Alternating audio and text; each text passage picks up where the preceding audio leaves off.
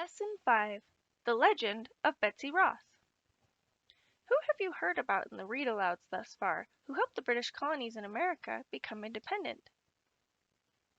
Hopefully you thought of people like George Washington, Thomas Jefferson, Benjamin Franklin, or Paul Revere. Women also helped, and today's read-aloud is about a woman named Betsy Ross. What significant events leading to the Revolutionary War have you heard about so far?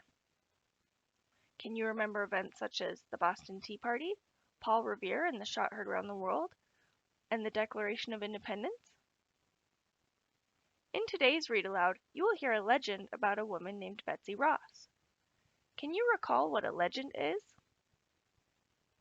It's a story told over the years that cannot be proven. In this story, Betsy Ross creates the first flag for the new country.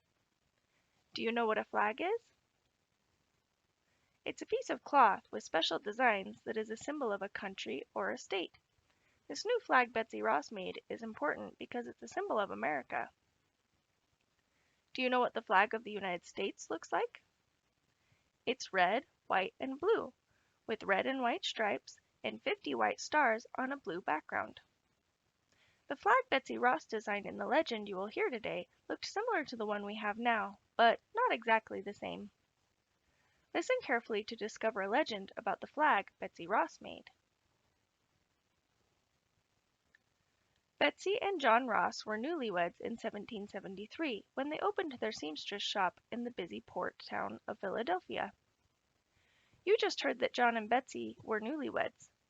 What two separate words do you hear in the word newlywed? What do you think that word means?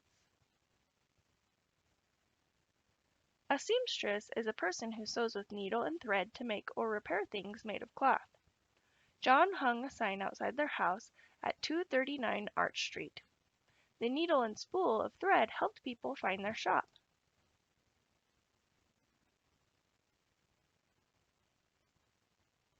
At about the same time that Betsy and John were having a party to celebrate their wedding, patriots in Boston were having their own party, the Boston Tea Party. And you remember what a party that was. The patriots used the sea as a giant teapot, dumping shiploads of tea into it. After that night, the colonies decided to work together to come up with a plan for answering the British demand for taxes. The meeting of representatives from all 13 colonies, the First Continental Congress, was held in the Rosses' hometown of Philadelphia, Pennsylvania.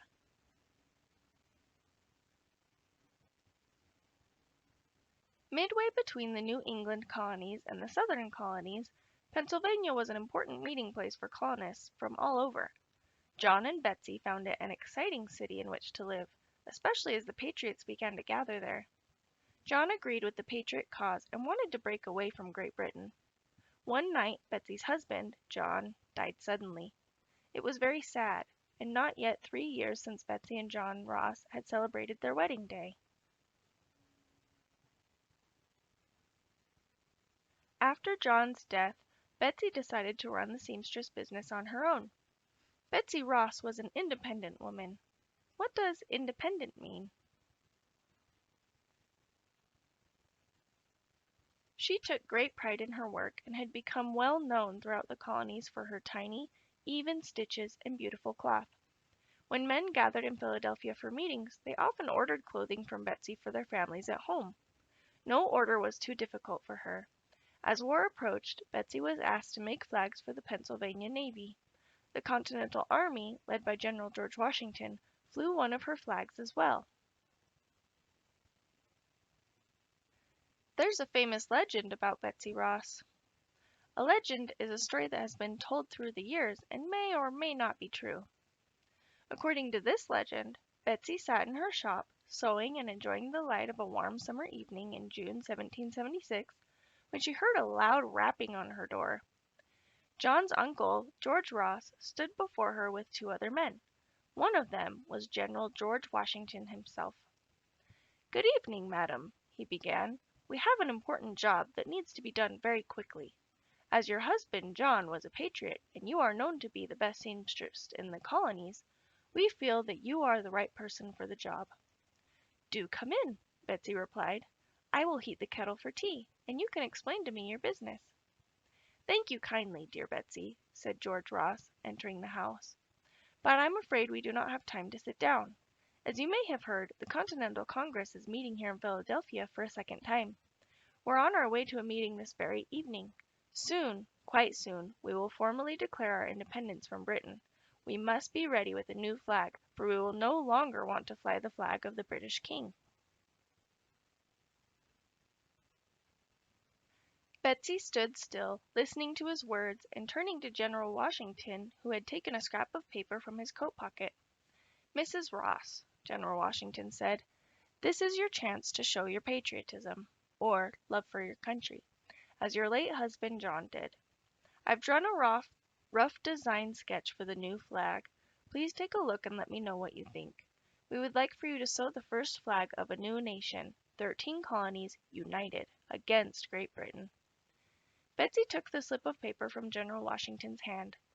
On it was a square drawing of 13 stripes and 13 stars. Betsy nodded her head, and then looked up into the general's face.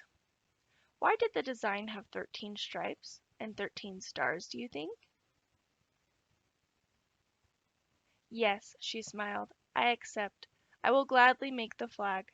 Might I offer just one suggestion, sir?" George Washington liked Betsy's suggestion of a 5-pointed star instead of the 6-pointed one that he had drawn. Then the 3 visitors turned and left as quickly as they had come.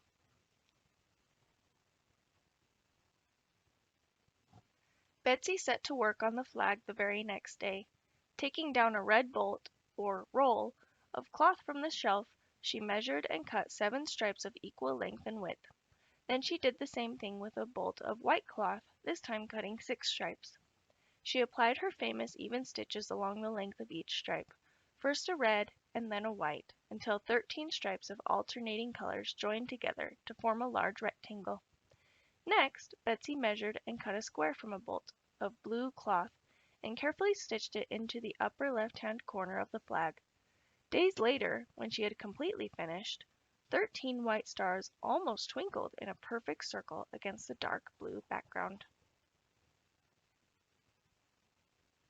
When Betsy showed George Washington and his fellow representatives the finished flag, they were very pleased. They knew this flag would represent the new country well. This new flag stood as an important symbol to the men who gathered under it on the 4th of July, when they voted to approve their letter of independence to King George. 1 year later, in June 1777, the Continental Congress officially adopted Betsy Ross's flag, the Stars and Stripes, as the national flag of the United States of America. Stars and Stripes is a name often used for the flag of our country. Why do you think that's its name? What type of work did Betsy Ross do? The title of the read aloud is The Legend of Betsy Ross. What is a legend? What is the legend of Betsy Ross? What did the first official flag of the United States look like? Why were there 13 stripes and 13 stars? If you were able to design a flag for our class, what would your flag look like? What kinds of things would you include in your flag to let everyone know it represents our class? In the read aloud you heard, she applied her famous even stitches along the length of each strip, first a red and then a white, until 13 stripes of alternating colors joined together to form a large rectangle. Say the word alternating with me. Alternating. Alternating means following one after another. I love to eat my mother's lasagna, which has alternating layers of cheese, noodles, and sauce. What other things have you seen or heard that have alternating items? Try to use the word alternating when you tell about it. What's the word we've been talking about?